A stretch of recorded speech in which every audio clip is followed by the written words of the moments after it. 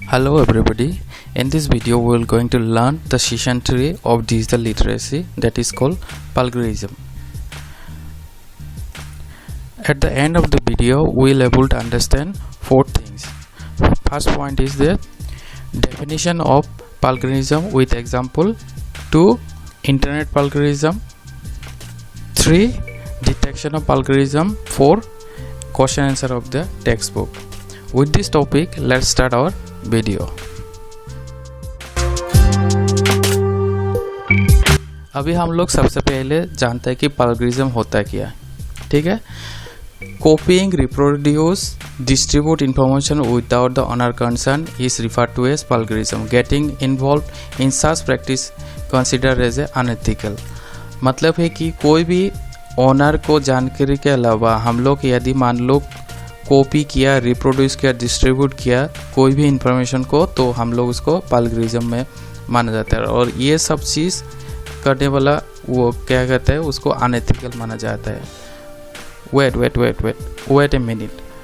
तो फिर हम लोग सेशन 2 में क्या पढ़ा था, जो कि कॉपीराइट इन्फ्रिंजमेंट में, हम लोग उसको देखते हैं। तो फिर यहाँ पर तो कॉपीराइट इन्फ्रिंजमेंट का मतलब तो एक ही बोल रहा है, जैसे कि it is refer to copying intellectual property without written permission from the copyright holder.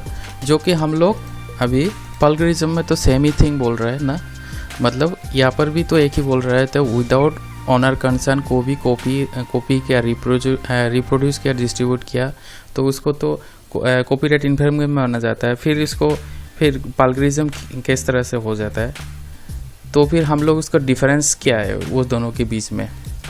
ठीक है, इन दोनों का डिफरेंस यही है कि कोई भी चीज़ चोरी छुपे हम लोग मान लो उसको यूज़ किया, ठीक है, यूज़ तो किया, तो कोई भी लीगल कॉन्सिक्वेंस को हम लोग उसको वायलेट किया तो फिर उसका कॉपीराइट इन्फ्रिंजमेंट में आ जाता है। ठीक, इतना तक तो ठीक है। फिर प्लैगियरिज्म की तो फिर क्या है, प्लैगियरिज्म मतलब जो भी एक्टिविटी में जो इन्वॉल्व होता है वो चीज़ को, मतलब उसको इन्वॉल्व होके उसका अपना मान लेता है।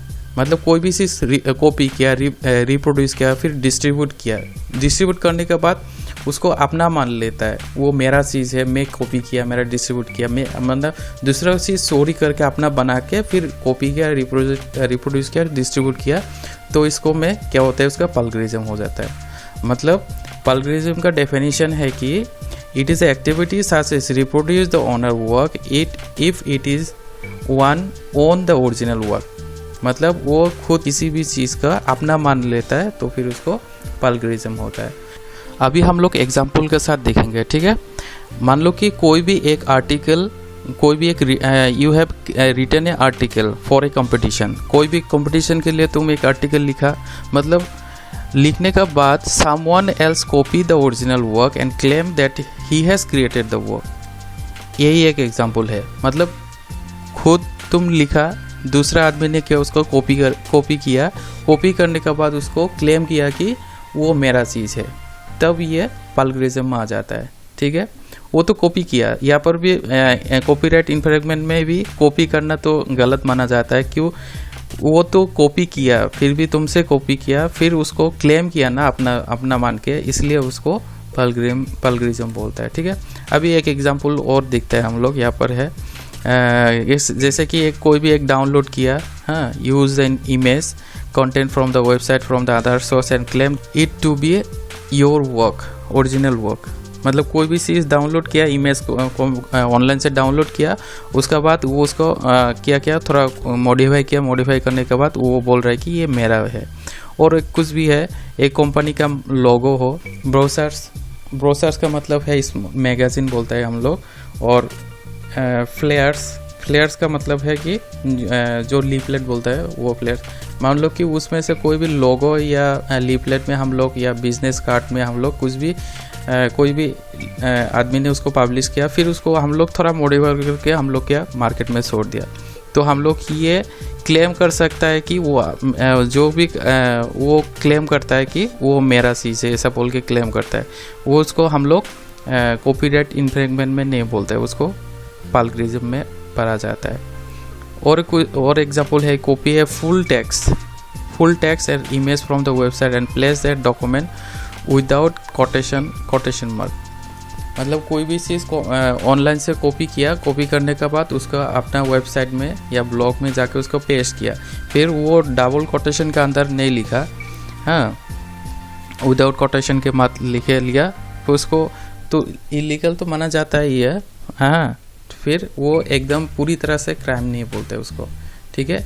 मतलब हम लोग बोल सकते हैं कि कॉपीराइट इन्फ्रिंजमेंट एक क्राइम है और प्लेगरिज्म एक थोड़ा क्राइम नहीं है, इसको क्राइम नहीं माना जाता है, ये इथिकल बोलता है, ठीक है। इथिकल मतलब नॉट एज ए क्राइम, ठीक है। ये तो समझ में आ गया होगा आई थिंक, ठीक है। अभी नेक्स्ट टॉपिक में जाता है जो कि है इंटरनेट प्लेगरिज्म।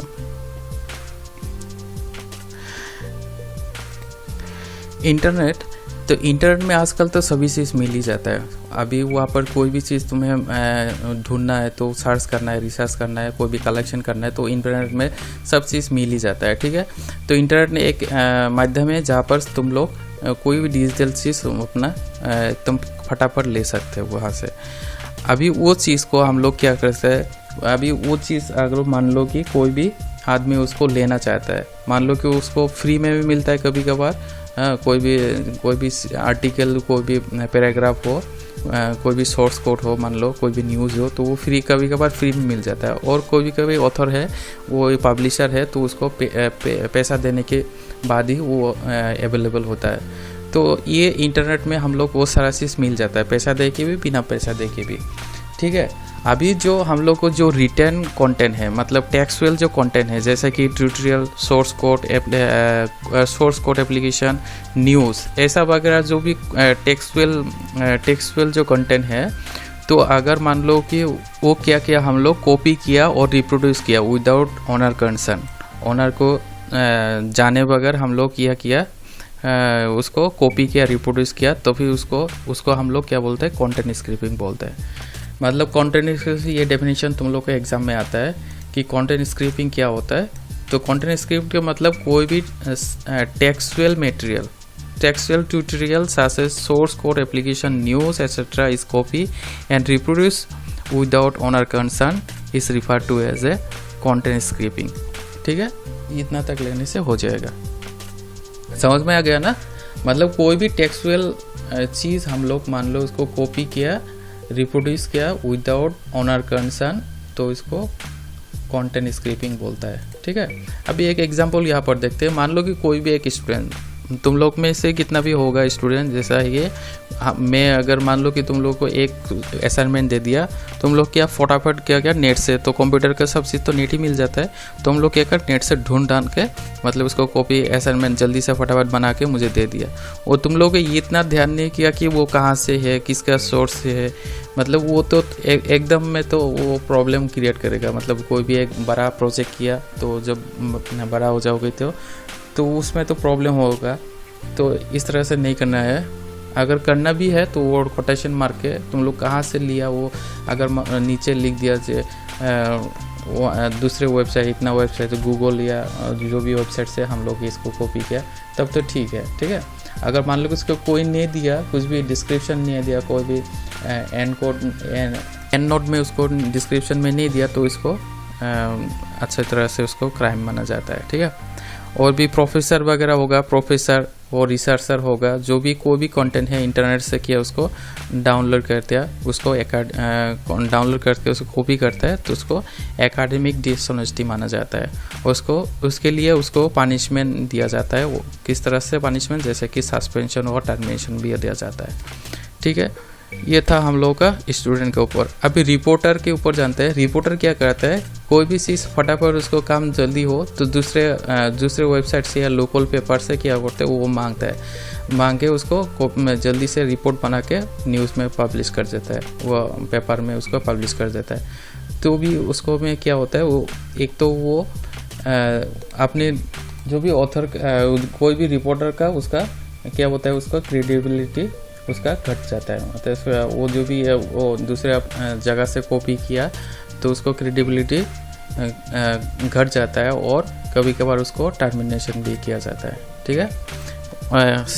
ठीक तरह से जिस तरह से रिपोर्टर करता है वो कभी कभार वो ऑथर वगैरह भी कर देता है, दूसरे वेबसाइट से कॉपी करके वो रिप्रोड्यूस करता है।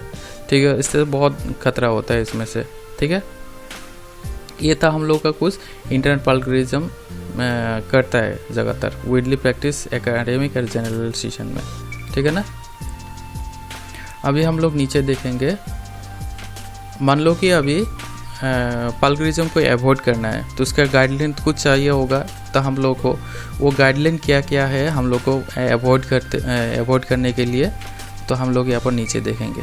ठीक है, अगर मान लो कोई भी चीज़ पैराग्राफ और टेक्स्ट हम लोग क्या किया उसको कॉपी किया, फिर हम लोग उसको कोटेशन मार्क में देख दिया, तो हम लोग उसको प्लगरिज्म में नहीं पढ़ेंगे। वो डिफरेंट कलर या फ्रंट कलर में कोटेशन में रख दिया तो उसको हम लोग प्लगरिज्म में नहीं आ जाता है। ठीक है, और उसका कोई भी चीज़ हम लोग उसको कॉपी किया, फिर उसका बाद में नीचे क्या दिया, फुट नोट में उसको इलाबोरेट कर दिया, जो हम लोग वो वेबसाइट से हम लोग ये ले लिया नीचे। मान लो कि यहाँ पर हम लोग कोई भी चीज़ इतना तक कॉपी किया, तो हम लोग इसका नीचे इतना नीचे में बोल दिया कि हम लोग ये चीज़ उतना वेबसाइट से ABC वेबसाइट से हम लोग कॉपी किया, तो उससे हम लोग ये प्लगरिज्म में नहीं पढ़ते हैं। ठीक है, और क्या होता है, और कभी कभार हम लोग कोई भी चीज़ हम लोग बुक में लिख लिया, हम लोग को उसको ध्यान देना है कि ये देखो जो भी हम लोग ये लिखा है वो दूसरे वेबसाइट से कॉपी तो नहीं किया, और जो भी चीज़ हम लोग लिखा है वो दूसरा चीज़ में हम लोग ऑलरेडी तो यूज़ नहीं किया। तो मतलब अगर मान लो कि कोई भी paragraph enter text using your own word checking the original paragraph as a technical accuracy के लिए उसको चेक करना कोई भी गलत नहीं है, उसको प्लगरिज्म में नहीं आता है। और एक होता है कि लास्ट में indicate if it is improvement और accuracy repeated the original text. Quit का मतलब है रिपीट करना, रिपीट द ओरिजिनल टेक्स्ट। कोई भी ओरिजिनल टेक्स्ट को हम लोग उसको इम्प्रूव करना चाहता है तो उसको हम लोग पहले से इंडिकेट कर देता है। ठीक है, इतना तो था हम लोग का क्या गाइडलाइन जो कि है प्लगरिज्म में नहीं पढ़ने से, general guideline to avoid plagiarism avoid करते हैं। अभी हम लोग डिटेक्शन में देखते हैं। ठीक है, किस तरह से हम लोग प्लगरिज्म को डिटेक्ट करें। अभी बहुत सारा है वेबसाइट जहाँ से हम लोग उसको डिटेक्ट कर सकते हैं, जिस तरह से ये एक एग्जांपल है, एक copyscript.com, प्लगरिज्म.com, हाँ ठीक है, plugtracker.com, ये बहुत सारा वेबसाइट है, 3-4 वेबसाइट यहाँ पर दिया है जहाँ पर अपना कंटेंट को देख के हम लोग बोल सकते हैं कि वो प्लगरिज्म है कि नहीं है। क्योंकि आजकल इंटरनेट बहुत तो प्रचलित है जहाँ पर कॉमनली हम लोग वहाँ पर इंटरनेट में जाके उसको चेक कर सकता है। ठीक है, कभी कभार वो इंटरनेट में कुछ वेबसाइट ऐसा है जो कि टेक्स्ट वाइज उसको कॉपी होता है कि नहीं उसको डिटेक्ट करने में मदद करता है, टेक्सुअल चीज़ का। ठीक है, अभी हम लोग उसको अभी देखेंगे उसका टेक्सुअल जो आंसर क्वेश्चन आंसर है, यहाँ पर आंसर द फॉलोइंग क्वेश्चन। तो यहाँ पर है कि explain the plagiarism and list the 3 example of plagiarism, जो कि मैं यहाँ पर से बोल ही दिया। देखो इधर तुम लोग का एक्सप्लेन द प्लगरिज्म का मतलब इतना है, the activity such as repeated work if it is own the original work is called the plagiarism. Example यहाँ पर है, इफ यू राइट article competition and someone else copied the original work and claimed to he has created the work। इतना तक है उसका एग्जाम्पल। ठीक है, ये तो था हम लोग का जो question number 1, list the 3 example of plagiarism. यहाँ पर है 3 एग्जाम्पल ऑफ प्लगरिज्म, देखो ऊपर में है सम ऑफ एग्जाम्पल ऑफ प्लगरिज्म, ये 3 देने से हो जाएगा। ठीक है, ये था हम लोग का क्वेश्चन आंसर, और ट्राई करूँगा उसको लिख के तुम लोगों को लिंक डिस्क्रिप्शन जहाँ पर मिलेगा, वीडियो की मोर डिस्क्रिप्शन जहाँ पर है मोर डिटेल वहाँ पर लिखा रहता है ना मोर, तो वहाँ पर देने की ट्राई करूँगा। ठीक है, इस वीडियो में तो फिर इतना ही था। अगर इसमें कुछ प्रॉब्लम होने से मुझे बोलना क्लास में। इस वीडियो में इतना ही था, तो फिर अगले वीडियो में मिलता है, तब तक के लिए थैंक यू।